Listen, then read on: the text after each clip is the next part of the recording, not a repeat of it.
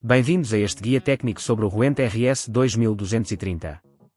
Somos a Kelatos Informática, especialistas em reparação técnica. Recolhemos o teu equipamento ao domicílio, fazemos diagnóstico gratuito e enviamos orçamento antes de reparar. Sem chamadas, sem deslocações.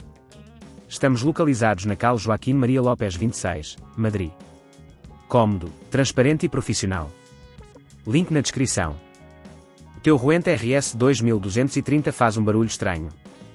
Este sintoma pode ser provocado por um motor em mau estado ou por peças soltas que precisam de ser ajustadas.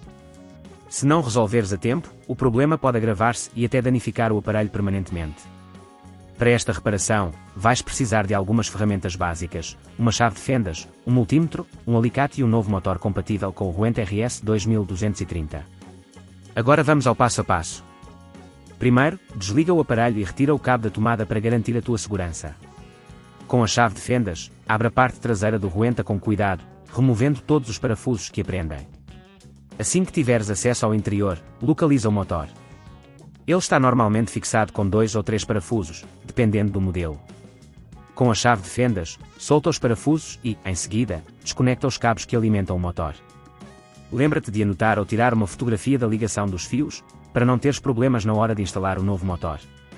Ao remover o motor antigo, certifica-te de que não danificas outros componentes próximos.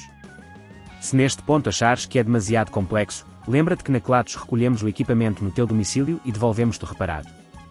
Agora, pega no novo motor e conecta-o da mesma forma que o antigo estava ligado.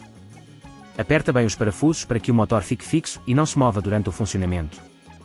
Depois de tudo montado, coloca a parte traseira do aparelho e certifica-te que todos os parafusos estão bem apertados. Para finalizar, liga o Rowenta e verifica se o barulho estranho desapareceu. Se tudo estiver correto, já está. Para evitar que o problema volte a ocorrer, é importante manter o equipamento limpo e livre de detritos, além de realizar manutenções regulares. Se não queres arriscar danificar o teu equipamento, na Kelatos recolhemos, reparamos e devolvemos ao teu domicílio em todo o Portugal continental. Link na descrição.